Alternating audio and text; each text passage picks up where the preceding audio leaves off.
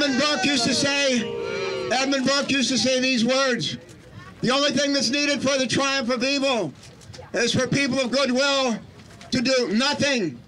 Are we going to do nothing? No! Are we going to do something? Yes! Are we going to say something? Yes! Are we going to kick ass? Yes! Are we going to march? Yes! Are we going to vote? Yes! Are we going to organize? Yes, sir! Are we going to win? Yes! Here's a message to the president and to Scott Pruitt. Start something like this. Every move you make.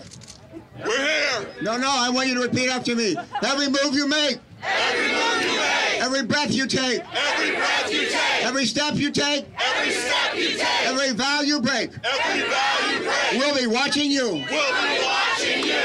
We'll be watching you. We'll be watching you! Buddy. All right, last thing I want to say. Some people say we can't have clean air and clean water and clean energy and have more jobs. It's a trade-off. If we're going to have cleaner environment, we're going to have fewer jobs. That is nonsense. There were 75,000 born in West Virginia, care about that state and the coal miners and all, but there are 75,000 coal mining jobs in America. 75,000. Last year, 70,000 clean energy and conservation jobs were created in America. 70,000 in 1 year alone. In the last 20 years, almost 3 million clean energy and sustainable energy jobs were created. Whenever somebody says to you, we can't have both, I want you to say with me, join with me, the word hogwash. Hogwash! Hogwash. Hogwash! Hogwash. Hogwash! All right, I asked to revise and extend my remarks, and it's great to be with all of you. Jeff Merkley, thank you all so much for being here. Everybody else for being part of it. God bless. Take it down. Yo, Henry David Thoreau said, what use is a home if you don't have a tolerable planet to put it on? Are we going to fight for a tolerable planet? Yes! I want to introduce to you a champion for a tolerable planet. This is Maria Cantwell, senator from the Washington State on the beautiful Pacific Ocean, a neighbor to Oregon, partners in this battle. Thank you, Maria. All right. Thank you, Jeff. It's great to be here with all my colleagues to fight to make a point to this administration. We're here in Washington, D.C., and the climate for climate change could not be more challenging. After decades of making progress on more fuel-efficient airplanes, higher mileage per gallon standards for automobiles, millions of new renewable energy jobs in biofuels, in solar, in wind, now this administration is trying to roll back policies that are going to save our planet in the future. And as you heard last night, they removed the one piece of climate education data from the EPA website that is helping to educate millions of Americans about how we can make progress in dealing with this. So I have a question for Mr. Trump. President Trump, are you afraid of science? The science has helped us in the shellfish industry in the Pacific Northwest fight ocean acidification. It has helped us when our farmers are facing drought and need new science on crop resistant to drought. And it's helped our coastal communities figure out where they need to move to a higher plan. I know you, Mr. President, and your cabinet want to hold on to the past, but I would say to you, hire a futurist, because we're going to innovate our way out of this problem, and we are going to have a cleaner, greener planet and millions of more jobs in the United States of America. Thank you all very much. You know, the president also just said we need to gut the safety regulations on oil rigs like Deepwater Horizon. Are we going to allow that to happen? No! Let me tell you, a person who has been an incredible champion on climate change, and specifically the most knowledgeable person in Congress on oceans, is the next person I'm going to introduce. But he has also gone to the Senate floor to speak every single week, week after week. I don't know, we're about 100 speeches into it. Sheldon Whitehouse of the beautiful state of Rhode Island. Thank you, Jeff. It is so great to be here with Senator Jeff Merkley, with Senator Tom Carper, with Senator Maria Cantwell, and with Senator Ed Markey, the hero of Waxman Markey. And let me give a big shout out to Maura Healey here, because I will tell you that the courts are a good place to talk about climate change, because when witnesses lie in court, they get punished. When lawyers lie to judges, they get punished. You can get in front of a courtroom and you can get discovery and you can get the other side's documents.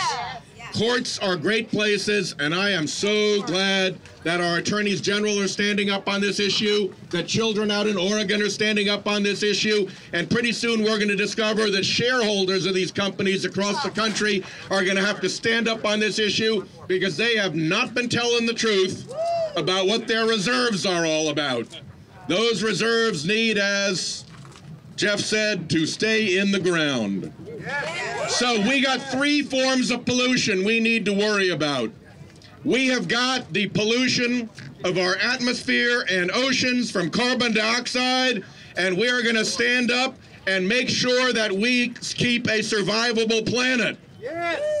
We have got the pollution of our public debate by spin and lies and calculated misinformation from a whole enterprise of science denial, and we need to stand up to that science denial enterprise. Yes, sir. And then we got the 3rd pollution, which is the pollution of that building behind us with dark money, with unlimited Citizens United money, with the spending that the fossil fuel industry is doing to protect a $700 billion a year subsidy. We owe the people of the world in America that is not for sale to the fossil fuel industry. So, are we going to stand up to protect our democracy? Are we going to stand up to protect truth and science and public debate? And are we going to stand up to keep the effects on our planet so that our children and grandchildren have an Earth like ours that is habitable and hospitable to humankind? All right. So we're driving this transition from fossil fuels to clean and renewable energy to 100% of clean and renewable energy. How much clean and renewable energy do we need? 100%. How much clean and renewable energy do we need? 100%. How much do we need? 100%. The next speaker is a co-sponsor of 100 by 50. He's been fighting to take action on climate change for 40 years. He knows all the details, educates us continuously. He was a force in the House. He's a force in the Senate. Ed Markey of Massachusetts. Thank you, Jeff Merkley, Sheldon Whitehouse, to Maria Cantwell, and to Tom Carver, the ranking member on the Environment Committee. Maria is the ranking member on the Energy Committee. Nydia Vasquez, a great congresswoman from New York, and our great Attorney General from Massachusetts, Maura Healey, who is here today as well, who you will be hearing in just a minute. So thank you all so much for being here. When people were unhappy with slavery, the abolitionist movement came here and stood here to say no, that they wanted a revolution. When women wanted to have the right to vote, the suffragettes came here, where we are standing, to say that that must change. When the civil rights movement, Martin Luther King, wanted a change in the laws so that African Americans and all minorities had the same rights as white people in our country, they came here and stood here. And they all were saying the same thing.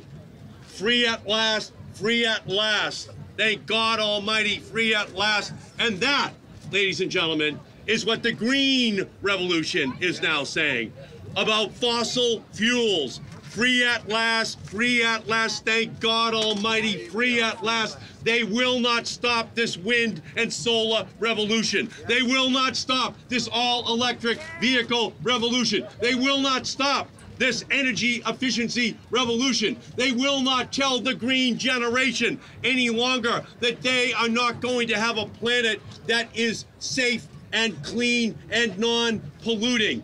The planet is running a fever. There are no emergency rooms for planets. The only way to do this correctly is to put the preventative programs in place with the renewable energy revolution that will save the planet from the worst, most catastrophic effects. And you know what? The Green Movement does not agonize. The Green Movement organizes. And that's what is happening here today. Not just here in Washington, but all across the country. Because there is one thing that is separating the oil and coal industry on every one of these issues from the Green Movement on every single issue. We are right and they are wrong. And the Koch brothers must be sent a message that their science, which Donald Trump has adopted, is just as bogus as a degree from Trump University. We have to make sure that they know that science is what this country is all about, and that we are going to fight for science every single day until Donald Trump is no longer the president of the United States. Thank you all for being here. Let's go out there and do the job. 5 years ago, the Atlantic Ocean was 10 degrees warmer than it should normally have been, and the following week, Hurricane Sandy hit the coast and it devastated a New York district. And the representative, the congresswoman from that district, has been a champion on taking on climate change. Nydia Velázquez, welcome. Thank you, Senator. Thank you so much. Thank you. To tell, coming from New York, I'm Congresswoman Nydia Velázquez. I represent the waterfront in Brooklyn and Manhattan. I was a victim. My community, the low-income communities, were devastated. It is shameful that the president who comes from New York could deny that climate change is an environmental issue. It's not fake news, Mr. President. We know. We saw it. And this is why I am here today.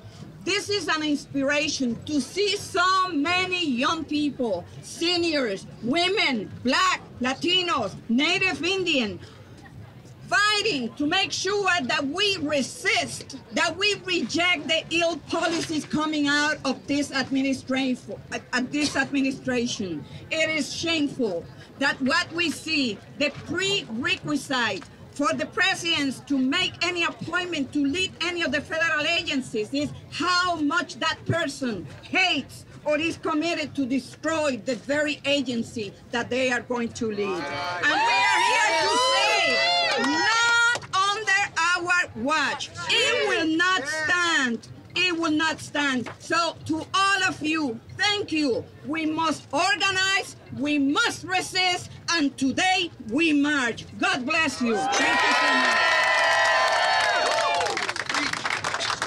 Have you heard of a former Attorney General from Oklahoma named Scott Pruitt who wants to tear down the EPA? Some Attorney Generals are using their position in partnership with the fossil fuel cartel to destroy the planet. And some are using their position as Attorney General to save the planet. And Maura Healey is one of the most powerful voices using the law to take on groups like Exxon. I introduce to you a real legal champion in force, Maura Healey. Welcome. Thank you, Senator Merkley.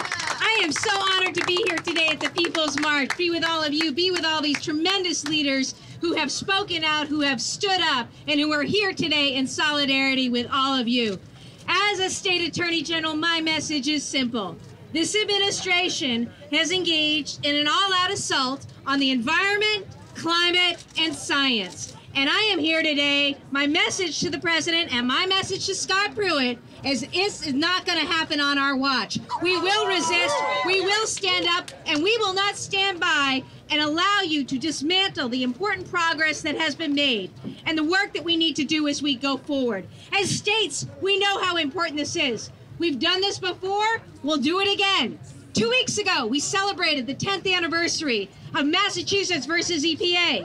Massachusetts sued George Bush's EPA for its failure to deal with greenhouse gases. We went up to the Supreme Court and we won. We've done it before and we will do it again. Because To be clear, federal law requires those in powers to protect our residents, to protect our environment, to ensure clean air and clean water. That's what this is about. We've sued the administration already. We'll be suing them again. We'll be challenging them to make sure that they don't abandon Paris, that they don't abandon the Clean Power Plan, that they don't abdicate their responsibilities when it comes to fuel efficiency standards and all the important work that has been done. This is the most important issue of our time right now, folks. And I am here to say, as the people's lawyer to the people's marchers, let's get out there, let's raise our voices, and let's send a message to Washington that no one is above our law, and that this is about our planet, our future, and humankind. I am with you and so proud to be with all of you. Thank you for all you do. Laura, thank you, thank you. Who's above the law? No one. Who's above the law? No one. Who's above the law? No one. Thank you all so much. We're going to have time for a couple of questions if anyone from the press has one. Woo! Yes, sir. After today, what's the most important step for people to take to mitigate climate change? After today, what is the most important step for people on climate change? We need to take the energy here. We need to take this people's energy. We need to go back to our communities. We need to go to every organization we're part of, every city council. We have to say we need 100% by 2050 resolution and an action plan on what we're doing this year, the next year, and the year after. And then we need to continue to fill the streets, to overflow the phones here, to fill the mail slots, and keep the pressure up, and run for office. Please, run for office. Let's take this people's power and build it right up until we retake control of the building behind us. Yeah.